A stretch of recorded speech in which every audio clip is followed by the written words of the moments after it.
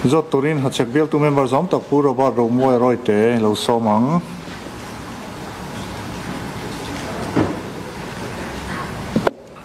Pu speaker star question number santi samruk paruk agriculture minister sa tak chana tana ka zona chu hi ni sarkar in thlai thar le tur athan bi ka hian kuwa tilvem tini Chang turin agriculture department chang tu minister pu PC vanlo ta lo somang. Ho zom tak member purba romoy roite zona chana chu hi ni sarkar in thlai thar le tur athan bi ka hian kuwa tilve ri lo Le zo ben zo turin at zona nei tu puro ba romo lo somang. Apu speaker kalome nia kan sarkar tharin thlai thar than bik palian ya hi kuwa hi an tel lo phota kuwa chiang tu tam tak te tan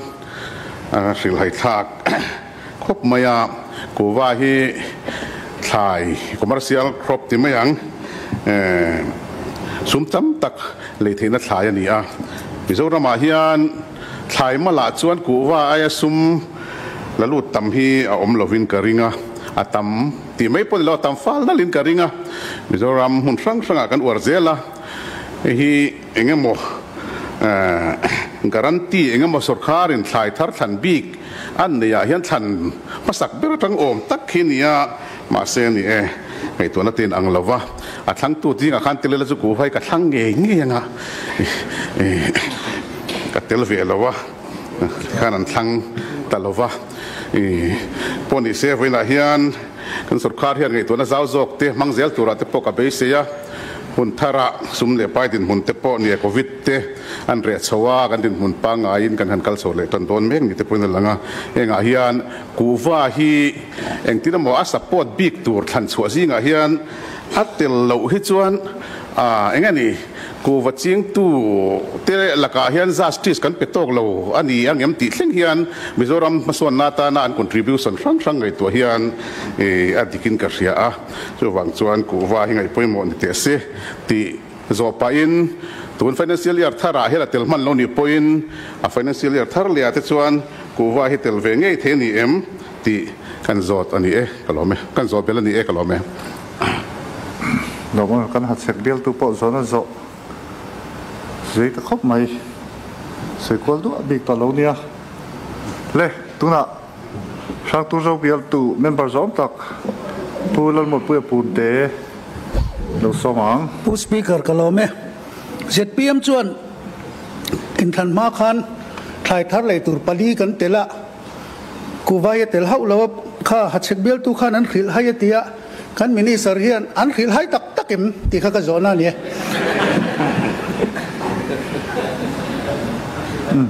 a theyanga chang turin chang tu minister pu PC vanlo de lo somang ne pu speaker hey thai thar le kan se ya i vela ma mi te hianin amang ngai pui mo thar ve hi lo om hle maya kha zon nei tu member pu robot te po khan kum nga chung te khan lo thang ve se tu re ya lo thang lo lak lo to aนี่เฮ้ยเฮล่าฮิตเลยมันผู้สปีกริพัลเนี่ยสวยเบลก็ดูเดี๋ยวว่าZPM เห็น policy กันเนี่ยถ่ายทอดอะไรกันที่ไม่อะอันนี้แต่การชวนสรการเห็นอวัลย์ตักโดนกันตีนั่นลำไอ้มาชวนสรการเห็นอินอัปปอันหกโดนตีนั่งนี่อาจารย์จุดสอทิ้งกันเตี้ยเกจิเจงสมงาอินกันเตี้ยนี่ตุนมาจงจนโซทิ้งเรตอามูมันละว่าเจงสมนิสมทุมอันยาจางเลยสมปังอัดละทะเล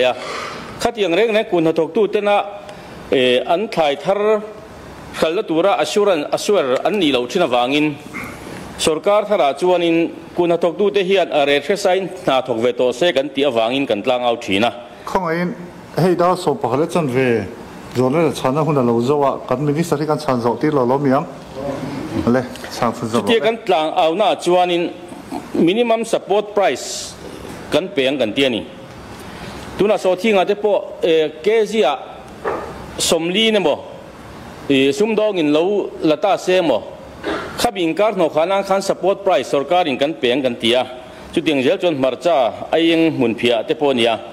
chumi chu tuna kan handa 110 crore te po kha dia akran pai sarkar kha ava in rola so sarkar in bora ava do ve ngo thuam lova society kho tina kan din dona chung gar tlang chuan society te kha ataka leitu tura kan sia mga amaro chu sulaya chuan kuna tok tu tena mumal nei jok taka thlai thal turin minimum support price kan pedon ani chutiang chuan azon nei tu pu roba ta khat na zona po khan ku vai kan ngai pui molon lova ku vai chuanin a ching tu den buai vak lo han are ta tlo me mai kan thal thelo ti om vak lova vai homin anon tia anon an huan an kala anan ela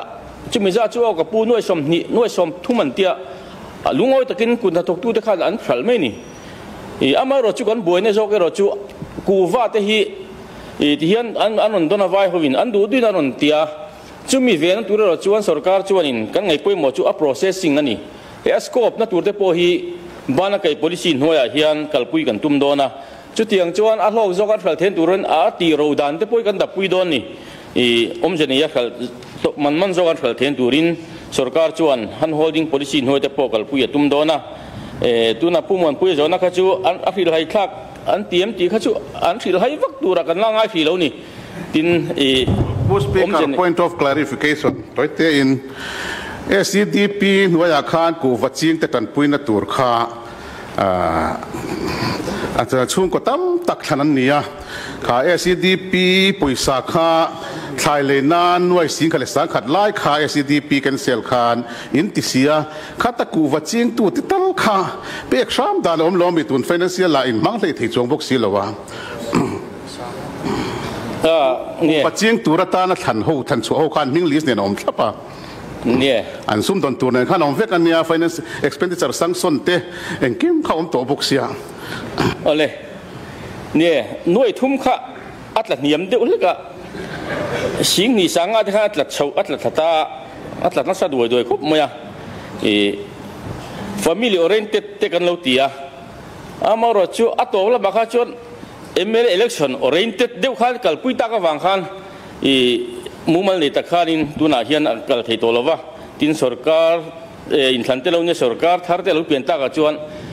CDP kha ZPM policy ni ve ta lo wang khan policy thar kan ne wangin ke ni chuan kan policy thar angin kal pui kan tum to jok wang ani kalome le zona le chana hun kan zota a